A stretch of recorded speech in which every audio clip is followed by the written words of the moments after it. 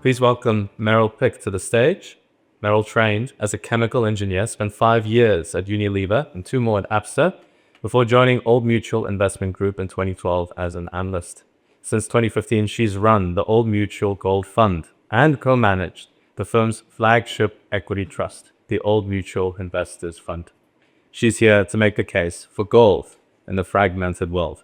Welcome, Meryl. This BizNews production is brought to you by Brenthurst Wealth. A Mauritian trust offers a powerful solution for global estate planning. Invest better with Brenthurst. Thank you. Good afternoon. Do you have the graveyard shift? And I am going to talk about monetary policy after you've just all finished your lunch. So that's a brave move. By show of hands, who owns some gold in your portfolio?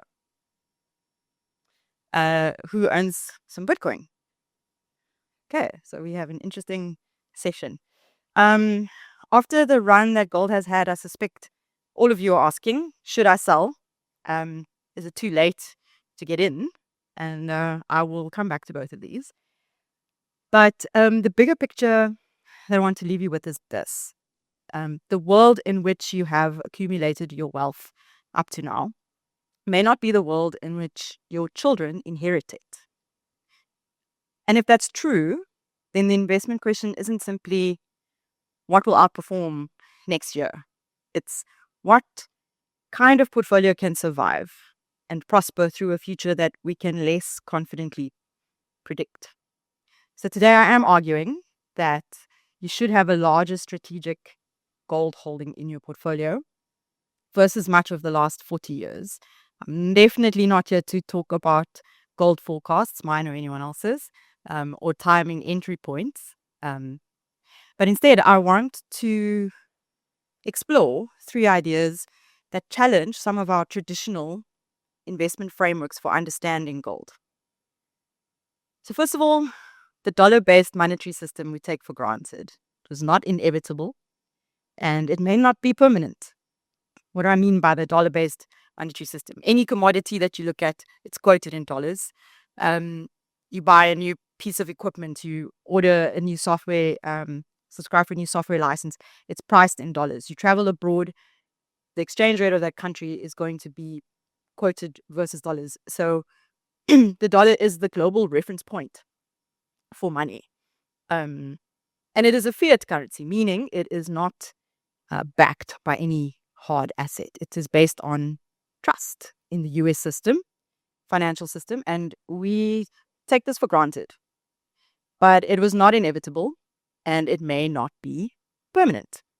So the world in which you accumulated your wealth may not be the world in which your children inherit it.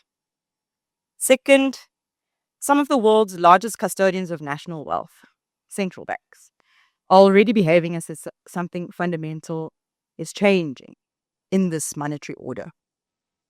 The world in which you accumulated your wealth may not be the world in which your children inherit it.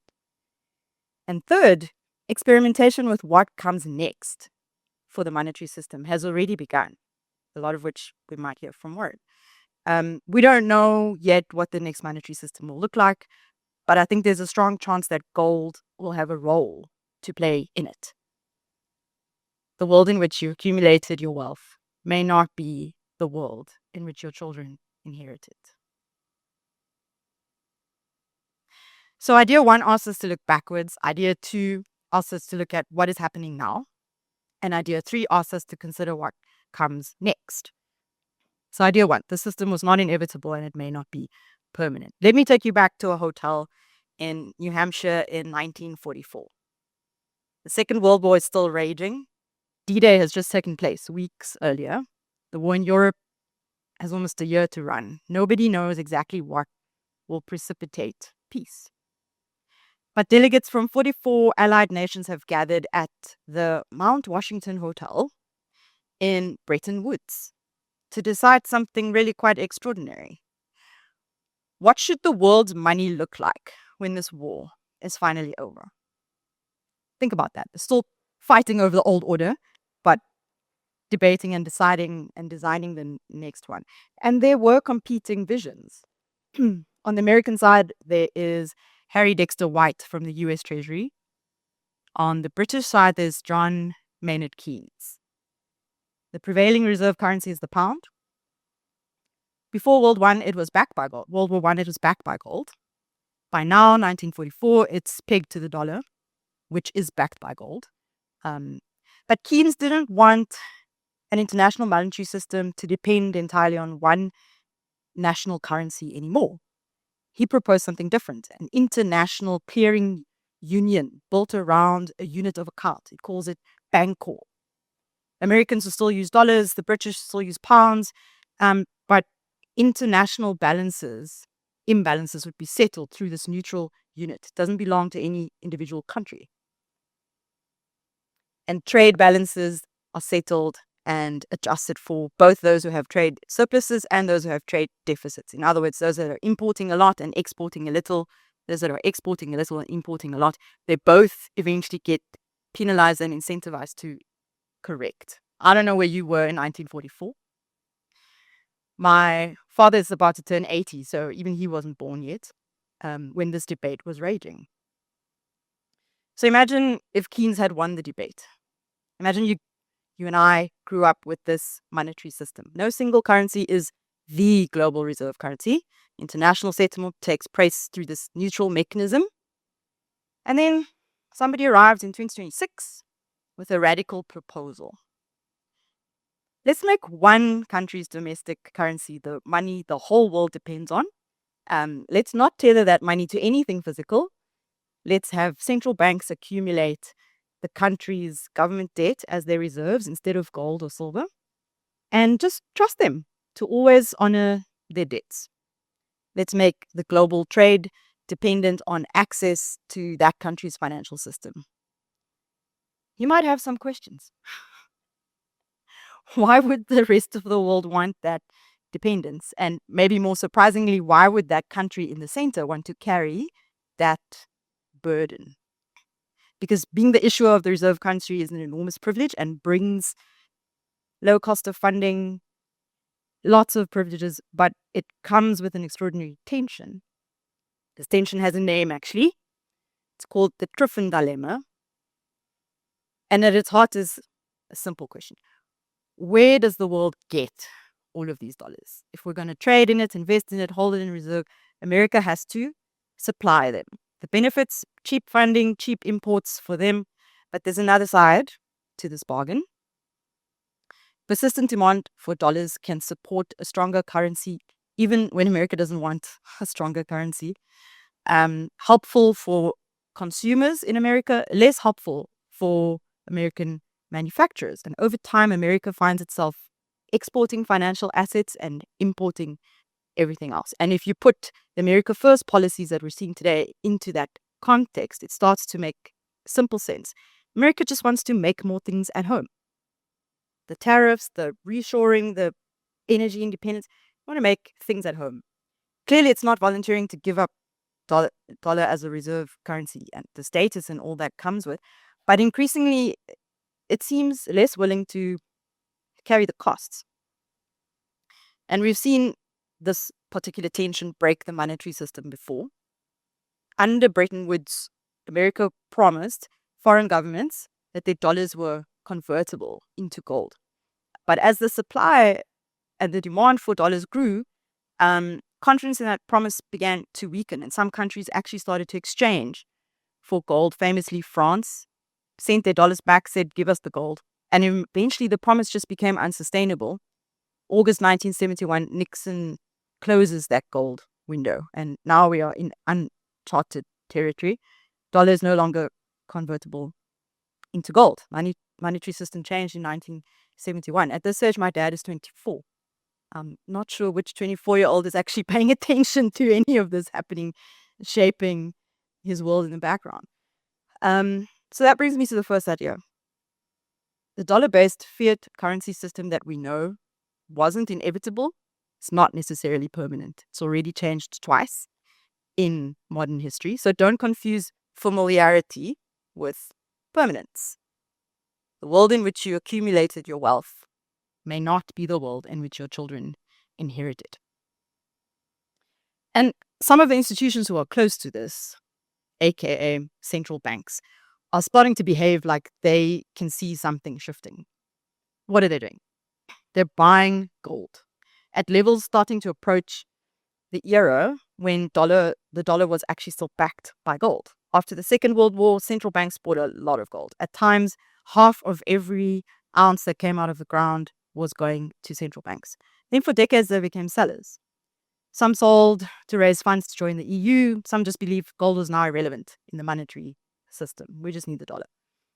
And then around the global financial crisis, that started to change, potentially in the wake of quantitative easing. But also around the same time, BRIC, before the S, had its first official summit in Russia, June 2009.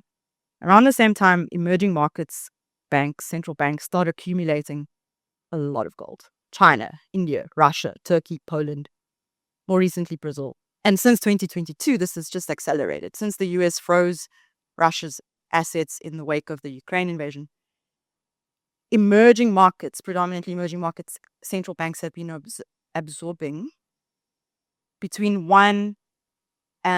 between a quarter and a third of every ounce that's coming out of the world's gold mines every year. Roughly 1 in 4 ounces is bought by a central bank in an emerging market. And that is a structural change in who is competing for the world's gold. And I think it's starting to break or challenge, reveal as incomplete, some of the traditional models that investors use, myself included, to look at gold. It's about the dollar, inflation, interest rates, growth, and that would be enough to explain the cycle. This time around, it has just not been enough to explain the cycle, and gold continues to defy gravity. And I think that's because there's this new big buyer in the market, setting a floor for demand, and they've got completely different incentives. They're not trying to time the Fed. They're not necessarily even trying to make a return. They're trying to make their country's reserves more resilient. So the question is, how much gold is enough for central banks? Surely at some point they reach the targets and they stop buying. And this new demand runs out. This is a question I have spent the past 2 years trying to answer. And mysteriously, none of them actually tell you their targets. Poland was one of the exceptions.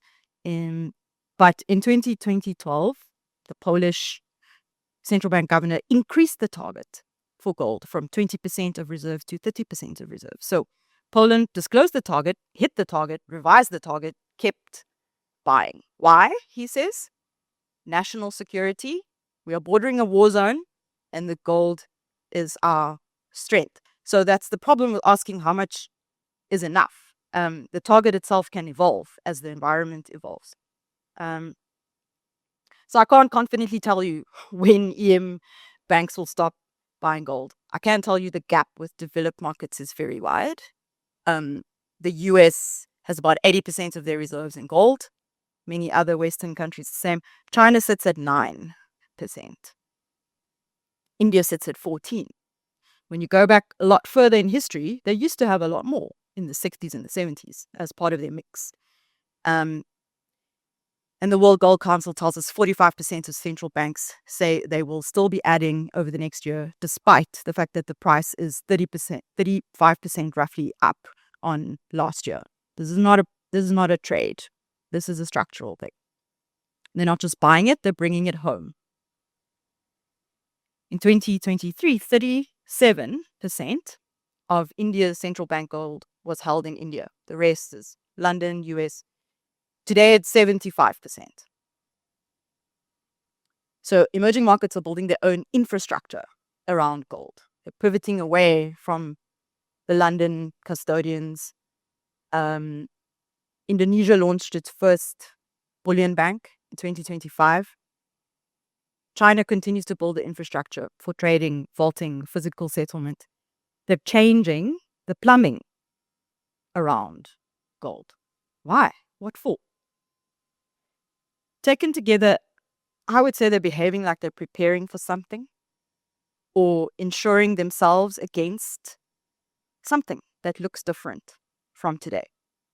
So perhaps the answer to how much gold is enough for a central bank and therefore for how long will that demand stay in the market depends on something else entirely. What comes next?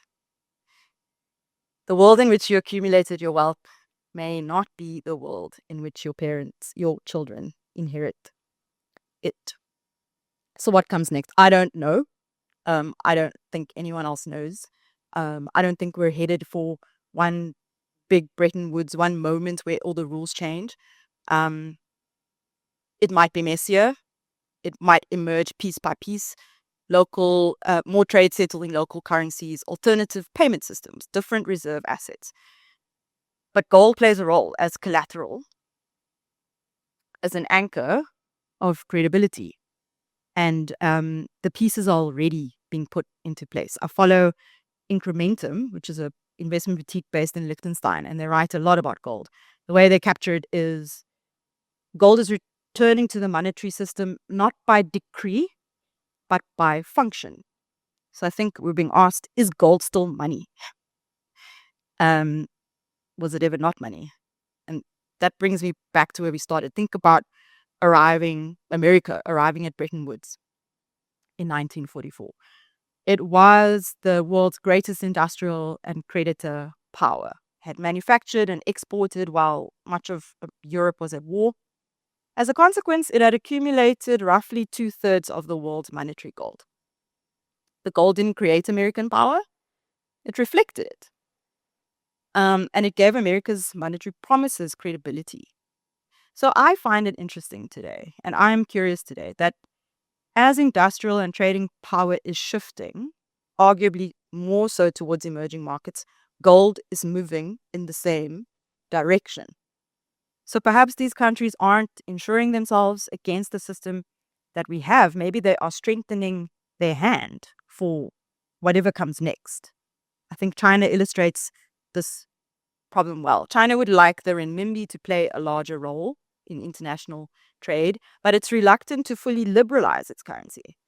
Other BRICS currencies may want less dependence on the dollar, but they certainly don't want to just depend on China. So what do we do when we all want to trade, but we don't want one national currency to dominate? It rhymes a lot with Keynes's Bancor, really. There are proposals for a BRICS unit, neutral trading, neutral settlement instrument for trade, backed by a basket of currencies and 40% physical gold. So this is a research proposal. It may never happen, but that is not the point. The point is 80 years after Keynes proposed Bancor, an alternative universe that we could have all been living in if he won that debate, people are still wrestling with some of the underlying issues, and gold appears to keep appearing as part of the solution. Why? It is neutral. Nobody prints it. It isn't anybody else's liability. It doesn't require India to trust China, China to trust America, America to trust Russia. And I think in a world where countries trust one another less, gold's properties are becoming more valuable.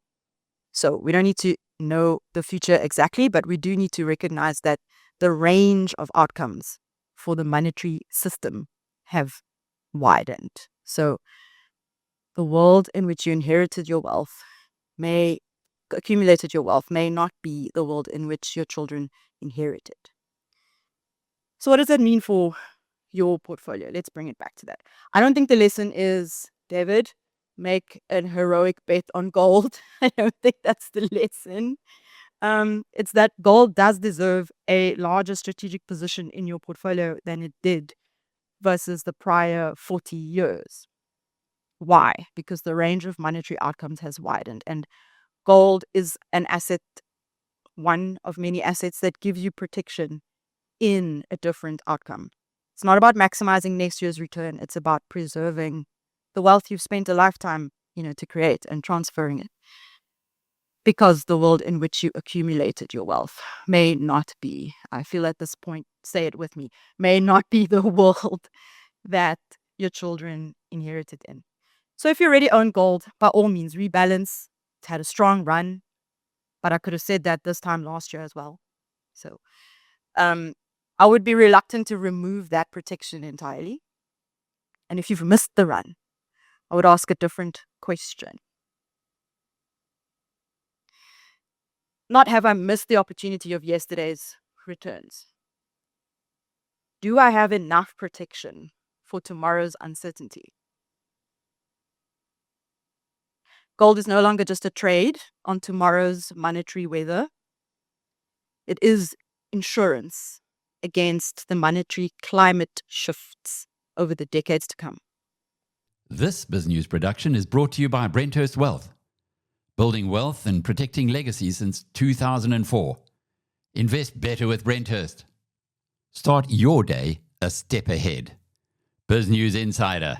It delivers the business stories that matter every morning straight to your inbox.